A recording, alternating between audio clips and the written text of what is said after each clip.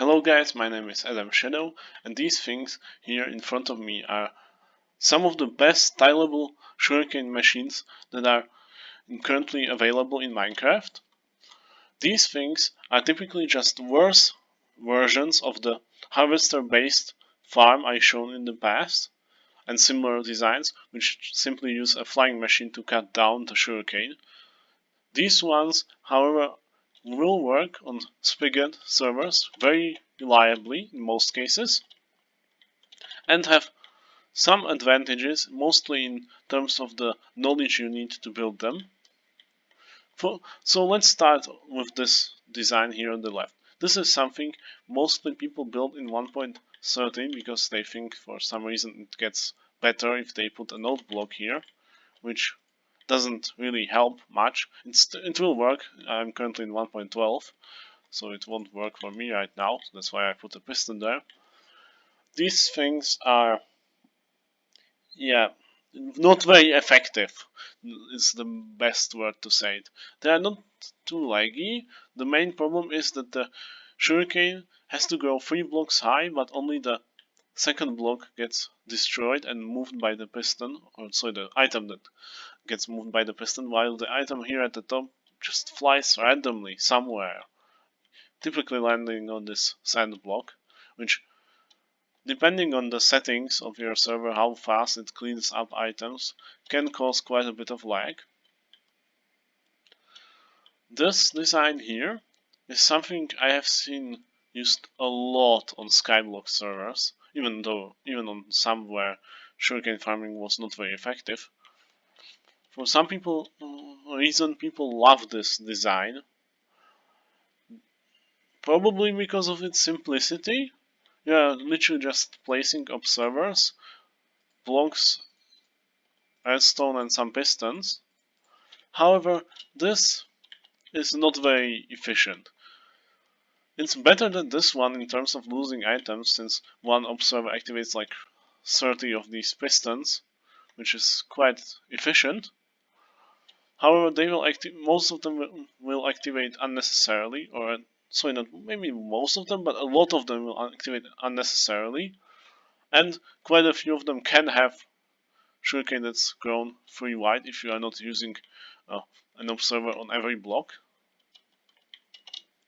or in every slice, no matter how you want to say it. The biggest problem with this are the redstone activations and the fact that you still always lose some items, no matter what. To combat this, both of these problems, A, with losing the items and with activating redstone dust, which is really laggy, you can use something like this machine. Some of you may wonder why I have put this observer here. I will explain that later.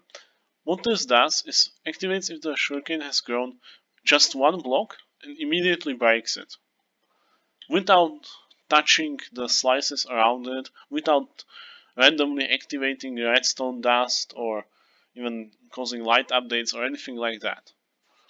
The reason why this is so effective is because we are using a T flip-flop, as it's called here at the top. It's basically in Minecraft the only useful thing it really does is allows this piston to activate only once when this observer activates twice. Because if I would not have it, I would just connect the observer to this piston, it would turn into a clock.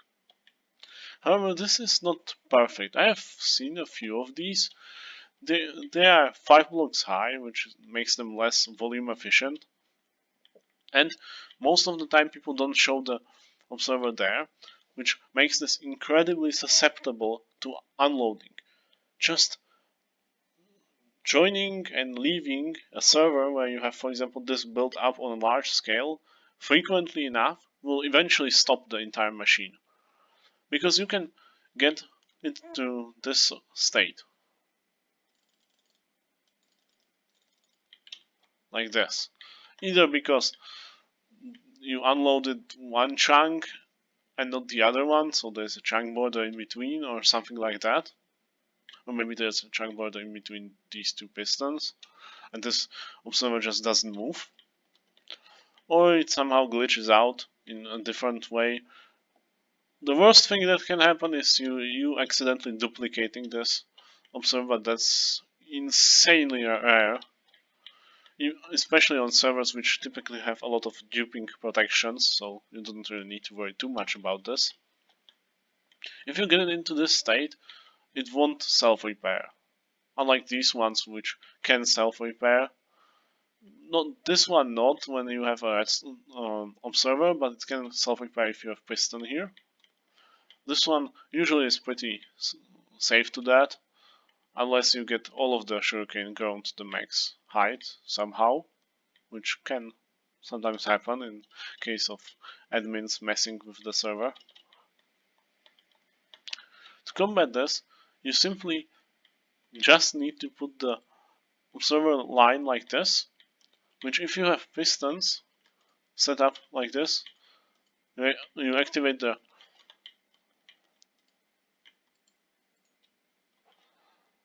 these observers, they will extend, which will then reset the farm into its original state.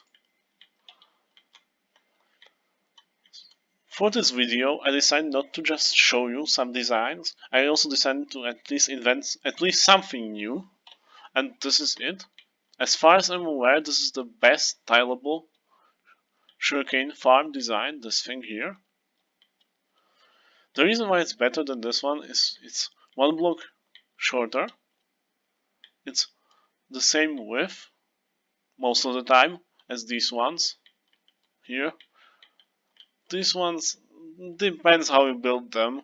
If you build the pistons right on the other side, then it gets even less efficient, but it gets slightly smaller than this one. So yeah, that might be something you are interested in.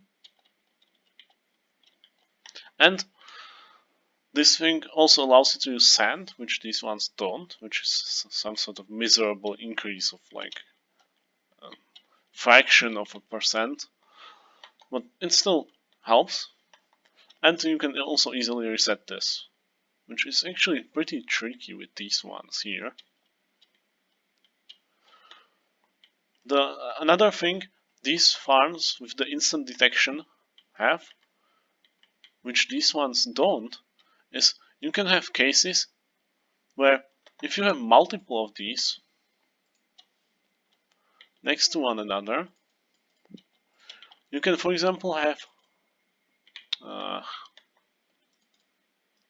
let's build this up with the water. You can have, for example, a bunch of these grown to 2 blocks height and just waiting there, right? Until one of these, until the first one of them grows to 3 blocks height, which is in fact a quite decent waste of efficiency, since this is quite rare because, like I said, the observer activates a shitload of pistons at once.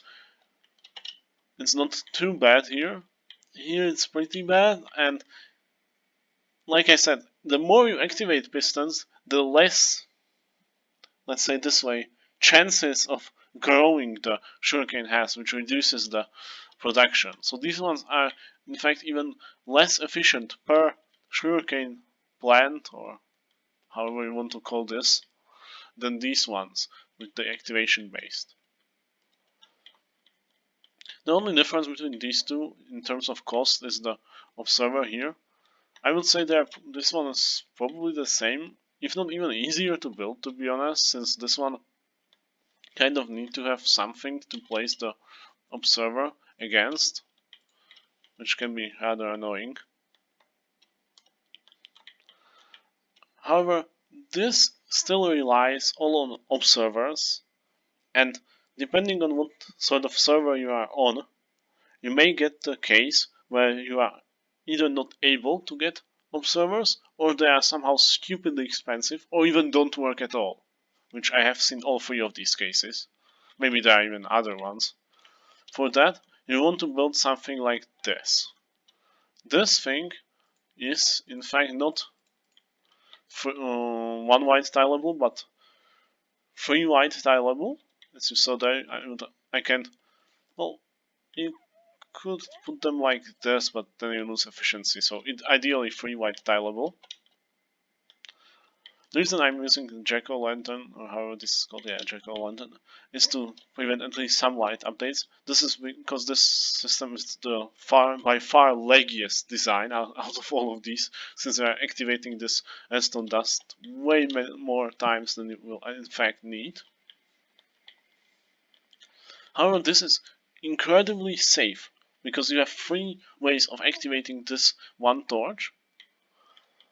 So even if, for example, this plant glitches out and is extended here and the machine doesn't activate, you can still have 2 of these growing and the machine will activate. Unlike in all of these cases where you have only 1 plant per slice that activates things. That means you don't need to worry much about unloading or anything like that. The second thing, this doesn't really lose items since it activates the piston multiple times. It's actually 8 or 7, I'm not sure right now. That will obviously then cause even if the plant grows 3 high, that the item will fall into the space here in which you want it to fall. And this is really volume efficient, because this is only 2 blocks wide, at least this part of it. However, if you want to build it, you need to alternate it slightly, like this, so the 2 torches never really connect, otherwise it will turn into a clock, or it might turn into a clock, depending on, like I said, on server settings. You also can partially use sand on the top every third block, pretty much. Yeah, so probably that's about it for these super simple sugarcane farms. And I hope this video helped you out if you are on a really grindy server and you want to get money fast with minimal effort, then this is one of the best ways to achieve it. And as far as I'm aware, I'm probably the first person to show this, so I could probably even call it my own invention, but I won't because it's just too simple to really be considered an invention. You could probably build this by accident. So that's it for today. Have a nice day, and like, subscribe, leave a comment on what should I improve and what should I cover next.